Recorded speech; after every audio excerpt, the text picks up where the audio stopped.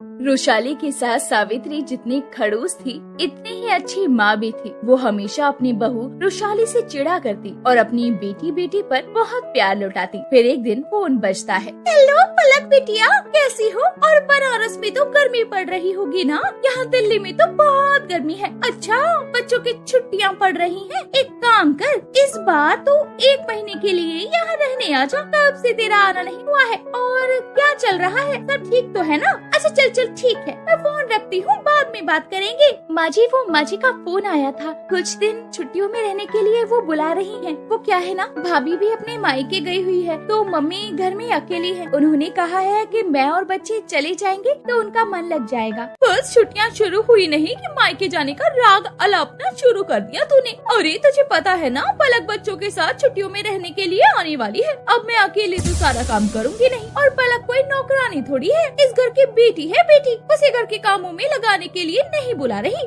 तो बड़ी चालाक है। ननद के बहाने छुट्टियों में अपने मायके आराम करना जाना चाहती है ताकि पलक यहाँ सारा काम समेट ले। अरे हर्ष तो ऑफिस जाता है, तेरे ससुर जी दुकान जाते हैं। पता है ना, सुबह नाश्ता और रोटी पैक करना होता है। और ना भाई ना, मुझसे नहीं होगा ये सब कुछ। आखिर में ये कैसे देखूंगी? 1 दिन के लिए जाना है तो हुआ। पर माँ जी, आखिरी की छुट्टियों में तो बच्चों को ट्यूशन शुरू हो जाएंगे, इसीलिए जाना ही नहीं हो पाएगा। सावित्री रुशाली की बात पर ध्यान नहीं देती और वहाँ से चली जाती है। कुछ देर के बाद, अरे सावित्री, ये एसी की सर्विस करने वाला आ गया है। रुशाली, अरे ओ रुशाली, अपने कमरे का दरवाजा खोल दे, तेरे कमरे का एसी सर्विस होगा। पलक और बच्चे कल सुबह दिल्ली पहुँच जाएंगे। तुम बाहर ड्राइंग रूम में अपना बिस्तर रख लो, यही कुछ दिन जमीन पर सोने का प्रबंध कर लेना। सावित्री, मैं सोच रहा था एक एसी और ले लेते हैं। यहाँ ड्राइंग रूम में इतनी गर्मी में भला पंखे की हवा में, और कूलर भी पुराना है। अरे चुप रहो जी, बिजली का बिल कौन भरेगा जब घर में 2 एसी चलेंगे? तो इतने दिनों में लड़की आ रही है, उसे भी तो तुम नजर लगा दो। रुशाली और बच्चे ड्राइंग रूम का कूलर चला लेंगे। मैं जानती हूँ हर्ष इस बात को समझ जाएगा। फालतू खर्चा कम किया करो। अगले दिन पलक अपने बच्चों के साथ अपने मायके में रहने के लिए आ जाती है। पलक के बच्चे बहुत शरारती थे। वो अक्सर अपने मामा हर्ष की बेटी को परेशान किया करते। मम्मी, चिंकी ने मेरी गुड़िया तोड़ दी। कोई बात नहीं बेटा, गलती से टूट गई होगी। चिंकी भी तो तुम्हारी छोटी बहन है, मैं तुम्हें दूसरी गुड़िया ला दूंगी। मामी, मुझे मैंगो शेक पीना है। मुझे भी मैंगो शेक पीना है। मम्मी, मुझे मैंगो शेक नहीं पीना, मुझे मैंगो खाना है। मामी, मुझे मैंगो शेक रहने दो, मुझे भी मैंगो ही दे दो, मुझे भी मैंगो ही खाना है। मम्मी जी, बच्चे मैंगो मांग रहे हैं, फ्रिज में बस एक ही मैंगो रखा है। मैं सोच रही हूँ पापा जी को कॉल कर देती हूँ और शाम को वो दुकान से आते वक्त और मैंगो ले आएंगे। अरे एक रखा तो है, उसी में से आधा गोलू और आधा चिंकी को दे दे मैंगो शेक बनाकर, और अपनी निधि तो बाद में खाती रहेगी। रुशाली ने अपनी बेटी का मन मारते हुए ननद के बच्चों को मैंगो आधा आधा बांट दिया, चिंकी को मैंगो शेक बना कर दिया और गोलू को आधा काट कर दे दिया। ये सब देखकर निधि का दिल खराब हो गया और फिर उसे रुशाली ने समझाया, तुम ऐसे अपना मन मत मारा करो। शाम को दादाजी आएंगे तो मैं तुम्हारे लिए और मैंगो मंगवा दूंगी। जब हम बुआ के घर जाते हैं तो वो भी तो हमें बहुत कुछ खिलाती है ना। ऐसे में मैंने भी चिंकी और गोलू को दिया है। तभी कमरे से आवाज आती है, अरे भाभी, कमरे का एसी खोल दो, बाहर तो बहुत गर्मी है। माँ आओ ना, तुम्हारा गोपी बहू वाला साथ निभाना साथिया लगा दिया है। रुशाली आकर एसी चला देती है। भाभी, एक गिलास ठंडा शरबत बना दो, बहुत मन कर रहा है। बाबूजी रात को तरबूज लाए थे, वो भी काट के फ्रिज में रखे हैं, थोड़ी देर में खा लूंगी। और माँ, मैं सोच रही थी रात को खाने के लिए भरवा टिंडे, और भाभी सूखे करेले, और भाभी आलू प्याज डाल देना करेले में, और बच्चे ना आलू छाट छाट कर शौक से खाते हैं। अरे चिंता मत कर, आलू थोड़े ज्यादा डलवा दूंगी। रुशाली सुन लिया ना, जा जाकर रात के खाने की तैयारी कर, पलक के लिए शरबत भी बना देना। भरी गर्मी की दोपहर लगी हुई थी और उसकी सास और ननद एसी की ठंडी हवा में बैठकर गप्पे लड़ाती हैं। आधी छुट्टियां बीत चुकी थी। वैशाली, तुम कहो तो मैं एसी ड्राइंग रूम में लगवा देता हूँ। तुम्हें और बच्चों को बहुत परेशानी होती है, यहाँ बहुत गर्मी है और कूलर की हवा भी तो गर्म है, कूलर पुराना हो गया है। अरे नहीं जी, पहले ही आपकी सैलरी से घर का इतना खर्चा हो जाता है और उधार पर रहने दो, थोड़ी दिनों की बात है। ननद जी चली जाएंगी तो कमरे कमरे में एसी हमारे लिए लगा तो है, अगले साल देख लेंगे जब तक तुम्हारा हाथ भी ठीक हो जाएगा। ठीक है, जैसी तुम्हारी मर्जी। अगले कुछ दिनों तक रुशाली ऐसे ही गर्मी में काम करती रही। रुशाली की ननद पलक काम में बिल्कुल भी मदद नहीं करती थी। जब खाना तैयार हो जाए तो खाने बैठ जाती। मजाल है जो एक ग्लास भी इधर से उधर उठा कर रखा हो। रुशाली पूरा दिन काम करती, ऊपर से गर्मी में ड्राइंग रूम का कूलर खराब हो गया। रुशाली और बच्चों को गर्मी में ही सोना पड़ा। रुशाली पूरे दिन की थकी हुई थी और रात को गर्मी में सो नहीं पाई। अगले दिन सुबह रुशाली सबके लिए नाश्ता लेकर जा ही रही थी कि अचानक ही वो चक्कर खाकर जमीन पर गिर पड़ी। माँ पापा जल्दी आओ, देखो रुशाली चक्कर खाकर बेहोश हो गई है। अरे सावित्री, तुझे आवाज आ रही है या नहीं? जल्दी आ। माँ, लगता है पापा आवाज लगा रहे हैं, जरा कमरे का दरवाजा खोल कर देखो। कमरे के दरवाजे बंद करके बैठी हुई हो, कुछ सुनाई नहीं दे रहा तुम्हें? अरे रुशाली बेहोश हो गई है, जल्दी आओ। क्या बहू बेहोश हो गई? क्या भाभी बेहोश हो गई? सब लोग घबरा जाते हैं। हर्ष डॉक्टर को फोन करके घर बुलाता है। थकान और नींद पूरी ना होने के कारण इनको चक्कर आ गया था। आगे से ध्यान रखिएगा इन सब बातों का, ठीक है? नहीं तो ये खतरनाक हो सकता है इनके लिए। अपने शरीर से उतना ही काम लीजिए जितना आपका शरीर बर्दाश्त कर सकता है, और रात में नींद भी अच्छी लेना जरूरी है। कम से कम 7-8 घंटे तो लेनी ही चाहिए। पानी आपको जरूर पीना है। जूस, फ्रूट और हेल्दी डाइट बहुत जरूरी है। ज्यादा गर्मी में धूप में नहीं घूमना चाहिए, ठीक है? थोड़े दिन आपको रेस्ट करना पड़ेगा, समझ गई? डॉक्टर की बातें सुनकर सावित्री और पलक को बहुत बुरा लगता है और दोनों को अपनी गलती का एहसास होता है कि उन्होंने रुशाली के साथ बहुत गलत किया है। और सभी एक नया एसी लेकर आओ और ड्राइंग रूम में लगवा। रात को मेरी बहू रुशाली एसी में सोएगी ताकि उसे अच्छे से नींद आ सके। माँ, क्यों ना एक काम करते हैं, भाभी को कुछ दिनों के लिए उनके मायके भेज देते हैं। अपनी मम्मी के पास रहेंगी तो इनका मन भी खुश हो जाएगा। भाभी तो कह रही थी कि उनकी मम्मी अकेली है, उनके जाने से उनका अकेलापन दूर हो जाएगा और भाभी को भी थोड़ा चेंज मिलेगा। हाँ, ये भी ठीक रहेगा। बहू, तुम कल ही अपनी मम्मी के घर चले जाओ, वहाँ थोड़ी दिन आराम से रहो। और हाँ, घर को मैं और पलक मिलकर संभाल लेंगे। अपनी सास और ननद का इतना मिलनसार व्यवहार देखकर रुशाली की आंखों में खुशी से आंसू आ जाते हैं और वो अगले ही दिन अपने बच्चों के साथ अपनी मम्मी के रहने के लिए चली जाती है। पीछे से सावित्री और पलक दोनों ही पूरे घर को संभाल लेती हैं। सावित्री को एहसास हो गया था कि बहू और बेटी में फर्क करना कितना गलत है। अब पलक अपने घर आ सकती है तो रुशाली भी तो अपनी माँ के घर जा सकती है। साल में एक बार ही तो छुट्टियाँ होती हैं जब बेटी अपने मायके में आराम कर सकती है।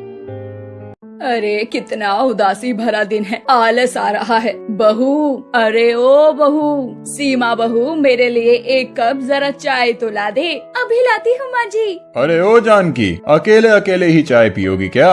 अरे नहीं नहीं, आप सो रहे थे इसीलिए मैंने सोचा मैं अपने लिए ही चाय मंगा लेती हूँ। बहू, अरे ओ सीमा बहू, एक कप चाय अपने ससुर जी के लिए भी ले आना। ठीक है मम्मी जी। उसके बाद सीमा चाय और पकौड़े बनाने लगती है और फिर अपनी सास ससुर के लिए चाय और पकौड़े लेकर बाहर आती है। ये लीजिए, आ गई आपकी चाय और पकौड़े। जानकी और दीनानाथ चाय पी रहे होते हैं कि तभी फोन बजता है। हेलो पायल बेटा, तू ठीक है क्या? तेरी सास और मेरी सहेली रेखा हमारे घर आ रही है रहने के लिए। ये तो बहुत अच्छी बात है। मैं तेरे पापा से बोल ही रही थी कि कितने उदासी भरे दिन आ गए हैं। चलिए 4 धाम की यात्रा ही कराते हैं। हाँ हाँ हाँ हाँ, जब मेरी सहेली घर आ जाएगी तो हम कहाँ जाएंगे? चल ठीक, अब बाद में बात करती हूँ। कौन आ रहा है? किसकी बात कर रही हो? अरे पायल का फोन था, उसकी सास और तुम्हारी समधन आ रही है, रेखा आ रही है। अरे बहू इधर तो आ। ये तो बहुत अच्छी बात है, तैयारी करो। वो पहली बार हमारे घर आ रही हैं, उन्हें किसी बात की कोई कमी नहीं होनी चाहिए। जी मम्मी जी। अरे पायल की सास और मेरी सहेली रेखा आ रही है, पूरे घर की अच्छे से साफ सफाई कर लेना और उनके लिए कमरा अलग से साफ करवा देना और पूरे घर को इस तरह सजा लेना जैसे कि दिवाली हो। शाम को खाने की तैयारी कर लेना, मेरी सहेली को कोई शिकायत का मौका ना मिले। हाँ बेटा, ध्यान रखना, हमारी समधन पहली बार हमारे घर आ रही हैं। ठीक है पापा जी, आप फिक्र मत करिए। सीमा पूरे घर की साफ सफाई करने लगती है और कुछ देर के बाद, मम्मी जी मैंने पूरे घर की साफ सफाई करके पूरे घर को सजा दिया है। अरे हाँ, रेखा भी आती ही होगी। जा बहू, शाम के खाने की तैयारी कर। खाने में आलू की सब्जी, पूरी, मटर पनीर, दाल मखनी, रायता और जीरे वाले चावल, मीठे में खीर और गुलाब जामुन बना लेना। इतना सब कुछ? बहुत सही कह रही है, इतना सब कुछ एक ही दिन में खिला दोगी क्या? अरे जो भी मैंने कहा है तुम वो सब बना लो। एक तो वो पहली बार मेरे घर आ रही है, ऊपर से उसे उसे भी तो पता चले ना कि हमारी पायल कोई ऐसे वैसे घर की नहीं है। ठीक है माँ जी। सीमा जाकर किचन में खाना बनाने लगती है और उसे इतना कुछ बनाने में पूरे 4 घंटे लग जाते हैं। और उस पर जानकी सीमा से बोलती है, अरे बहू, आज की तारीख में खाना बनेगा के नहीं? ये लो रेखा जी भी आ गयी। आइए आइए, इसे अपना ही घर समझिए। अरे जानकी, कैसी हो तुम? कितने साल हो गए? तुम तो वैसी की वैसी हो। और तू भी कौन सा बदल गई है? तू भी तो एकदम जवान है। फिर जानकी अपनी बहू सीमा को आवाज देती है, अरे सीमा बहू, देख बेटा, रेखा आंटी आ गई, पानी लेकर आओ। तभी सीमा रेखा के लिए पानी लेकर आती है और आते ही उसे प्रणाम करती है और उसके पैर छूने लगती है। अरे बैठिए ना रेखा जी, खड़ी क्यों हैं आप? भाई साहब भी बिल्कुल नहीं बदले, वैसे ही गबरू जवान हैं। ये सुनकर सब हंसने लगते हैं और दीनानाथ थोड़ा शर्माने लगता है। आइए आंटी जी, मैं आपको आपका कमरा दिखा देती हूँ। आप हाथ मुँह धो लीजिए, फिर मैं आपके लिए चाय लेकर आती हूँ। तुम क्यों परेशान हो रही हो बहू? जाओ तुम जाकर चाय और पकौड़ा बना लो, मैं छोड़ आता हूँ रेखा जी को उनके कमरे में। अरे हाँ बहू, तुम जाकर चाय पकौड़ी बनाओ, तुम्हारे ससुर जी रेखा को कमरे तक छोड़ आएंगे। उसके बाद सीमा किचन में जाकर चाय और पकौड़ी बनाने लगती है और दीनानाथ रेखा को उसके कमरे में छोड़ कर आता है। अरे वो सीमा बहू ने तो घर बहुत अच्छे से सजाया है और एक मेरी बहू पायल है जो एक काम को कहो तो उसके सर में दर्द होने लगता है। आलसी कहीं की। रेखा फ्रेश होकर कमरे से बाहर आती है तो सीमा सबके लिए चाय और पकौड़े लेकर आती है। अरे इतनी जल्दी तुमने इतने सारे पकौड़े बना लिए? जी आंटी जी। अरे मेरी बहू बहुत फुर्तीली है, हर काम बहुत जल्दी और अच्छे से करती है। हाँ हाँ, वो तो मैं देख ही रही हूँ। आपने अपनी बहू को बहुत टाइट करके रखा है। थोड़ा बहुत काम अपनी बेटी को भी सिखा देती, सारा दिन बस सोती ही रहती है। रेखा की बात सुनकर जानकी थोड़ा अटपटा जाती है। उन्हें अंदाजा भी नहीं था कि सीमा से इतना काम करवाना उन पर भारी पड़ जाएगा और उन्हें ताने सुनने को भी मिलेंगे। तो जानकी हंसती हुई कहती है, अरे वो क्या है ना, पायल एकलौती होने के कारण उसके पिताजी ज्यादा उससे काम नहीं करवाते थे। अरे सीमा भी तो अपने माँ बाप की एकलौती बेटी है ना शायद? जी आंटी जी। फिर जरूर सीमा के माता पिता ने शादी से पहले उससे बहुत काम करवाया होगा, तभी वो इतने अच्छे से घर संभाल रही है। अरे रेखा जी, किन बातों में पड़ गई आप? चाय पी लीजिए, फिर सीमा खाना लगा देगी। हाँ हाँ, भूख तो मुझे भी बहुत तेज लगी है और थक भी गई हूँ, खाना खाकर सो जाऊंगी। जानकी अपने मन में सोचती है, चाय पकोड़े पर इतना सुना रही है, ना जाने टेबल पर क्या करेगी। खैर थोड़ी देर बाद सब खाने की टेबल पर बैठते हैं। जैसे ही सीमा सबके लिए खाना लेकर आती है, इतना सब खाना क्या होटल से मंगवाया है?